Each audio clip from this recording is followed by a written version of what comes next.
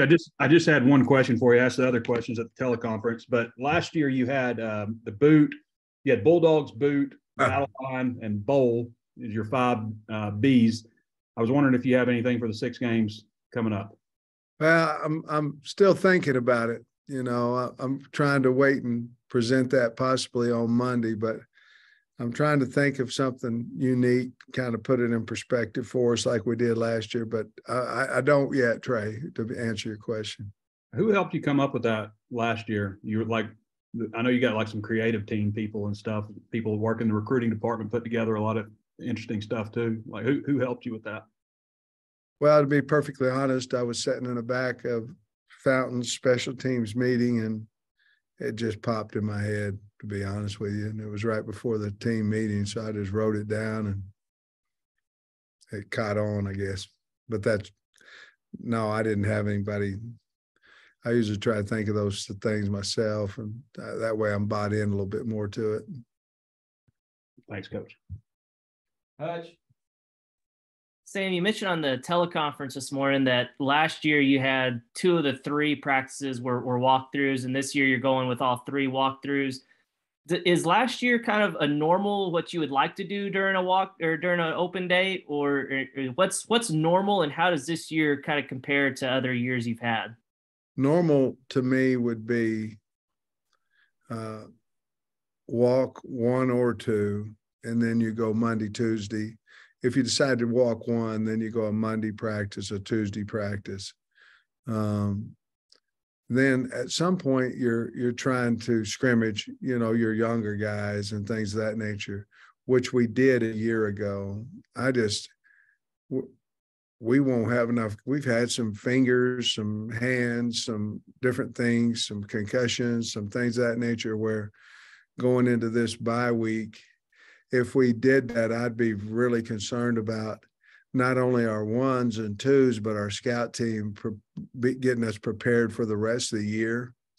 And I hate it for the kids because there's some guys like a Joyner or Landon Rogers or guys like that, certainly a lot of them, McAdoo, Bakke, a lot of guys, Nico, that need tackle, football.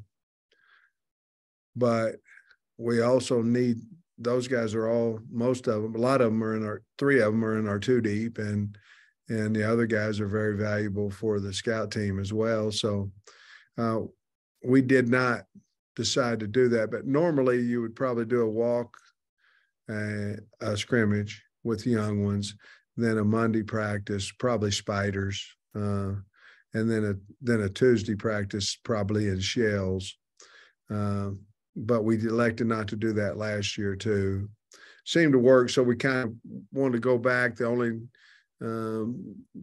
difference was we were on a four-game run regular season, where now we're in 5. So I did caution a little bit more, 1, because of the health of the team, and 2, because we had an extra game, and that extra game also includes, a Friday game. So I'd like it to look like it did a little bit more last year than what I do now, but I think we've kind of been cornered, or whatever the word is, into what we're doing now. And this may be a dumb question, I'm not sure, but the walkthroughs that y'all do, what all goes into that, and what can you gain from a walkthrough compared to a regular practice? Well, the physicality would happen certainly in a regular practice. A walk through, we basically go through 5 segments, and there's situational football, whether it be we're doing short yardage and goal line today against what we feel like Auburn's looks would be. And we're doing 3rd down and some different things of that nature. So it's all situational, team run, things of that. And it's just a slowed down pace. I remember 3 years ago, our walks we were walking really fast, and so we decided to take the helmets off of them last year during this time, because if we didn't, the walks would become what we didn't want, the physicality part of it. You overemphasize the communication, before the snap. And the reason I like that is because the kids know exactly where to go and how to go do it.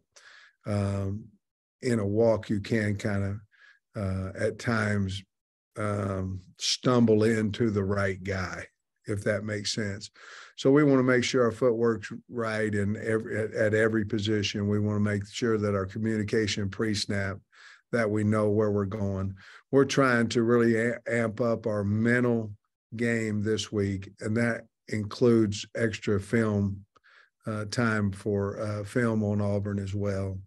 And I do think this, though, it's a great question, by the way, but I do think that if you start practicing for a team too early, that there gets a lull in game week. And so we certainly didn't want that either. So there's a fine line in what we're doing, but the walks, I think, will benefit us much more than getting a lull, because we're not actually practicing physicality. Otis. You're muted, I think, Otis. Bear with me. I'm sorry. I got Fine. unmuted, but I've got a recruiting question, and I've got Nate sent a question to ask, a couple of questions to ask you, Sam. On the recruiting, do you see the transfer portal being a way to maybe restock some on the defense, the depth, if starters and depth too? I mean, a chance to rebuild some players there. Well, I think we have to, and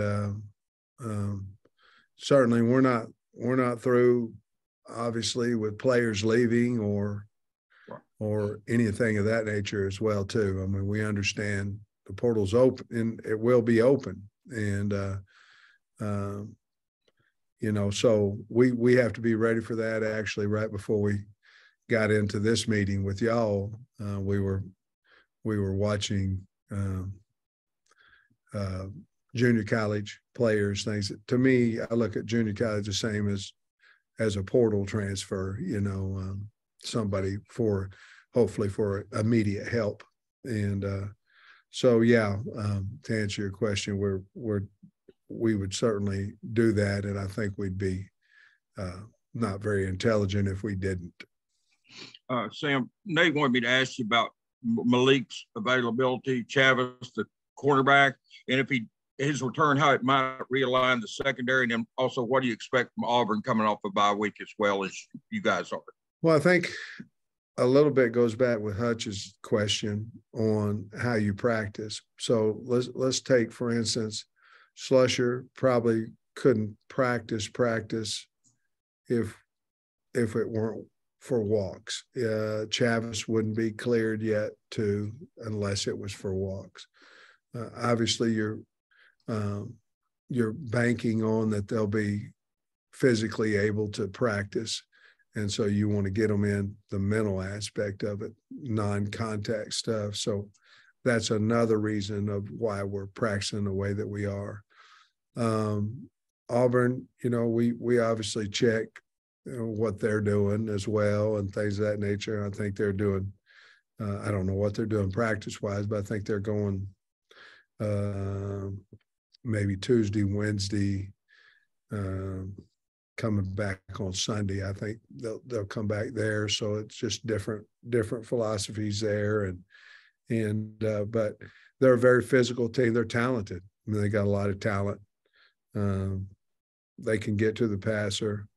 I think they're very talented on defense, and their quarterback's scary. Robbie's scary because he can run and throw both. And of course, they got Tank and 27 too. He's a really good player. I think his name's Hunter, and they're a good player. So they're a good football team. They've lost a lot of close. They've had some close games. Some they've won, some they've lost, and we haven't beat some teams since I've been here, but they're one of them that we 0-2 against. So we'd like to change that if we can. Thanks, Coach. Tom. Hey, Sam, you actually just kind of touched on two of the things I wanted to ask you about. You had spoken generally about the health of the DBs, but like would Kari and Jaden be closer than you just mentioned on Slusher and Chavis? Yes. Kari's been cleared, so he's fine.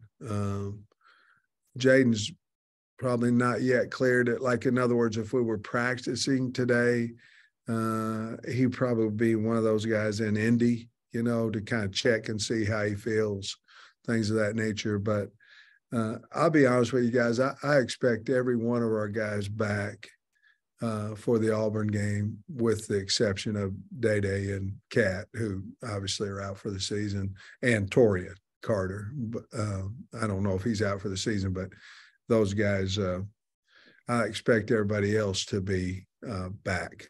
By the way, we're practicing, and we want to get as healthy as team as possible to get them back. But Kyrie's ready to go, and Jaden's close, and then your next one would probably be Slusher, and then probably the furthest away is probably Chavis. Okay. And you just mentioned the Auburn series. I think from a fan perspective, they're probably still pretty boiling about what happened down there 2 years ago. Yeah. And then, last year you've called that game like maybe one of your, like a hiccup game. You were tired heading to the break. Do you, how do you kind of view the Auburn thing in terms of, a team that you maybe could have or should have beaten already? Well, I think last year was actually the first time we were ever favored in a game that I was here, since I've been here, and we lost. Started extremely slow. They started fast. We started slow, made a comeback, and then, of course, we had a sack fumble that really turned the game around.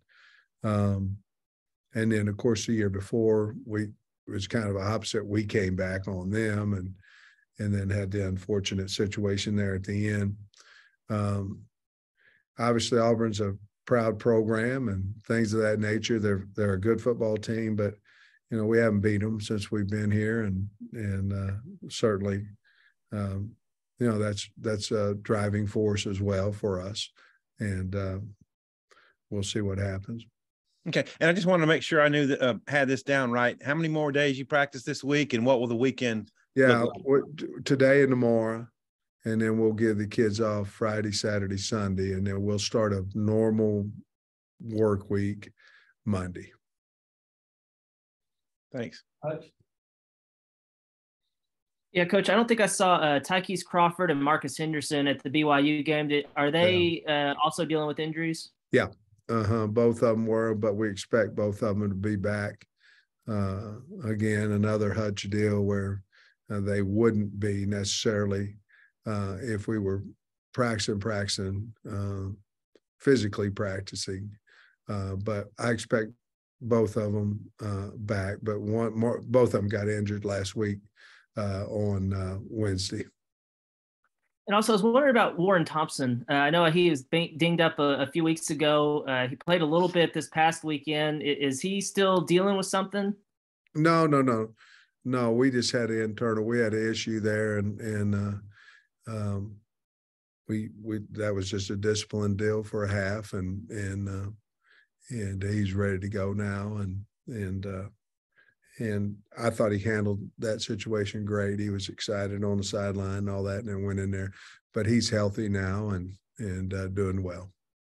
Gotcha. And the last thing I had for you, I know you've also got several guys you kind of mentioned earlier, guys like Bumper and Jaden Hazelwood that have been dealing with stuff but playing through it. Is this a week where you think they can maybe get refreshed or something? Well, I hope so. I think Bump needs it even worse than Hazelwood, and Bump's injury is just nagging, which is affecting the way he plays.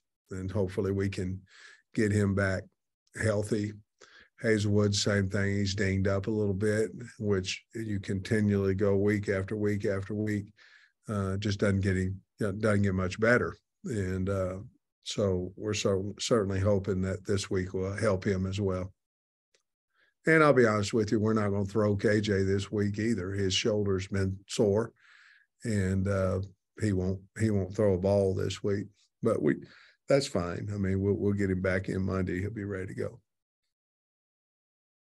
Wrap us up, Otis. Coach, I was going to ask you earlier, but I had Nate two-parter. So on the class of 2023 high school kids, I know you've got, I think it's 23 commitments. Is there a chance you take some more high school kids in the 2023 Sam, or is it just probably portal?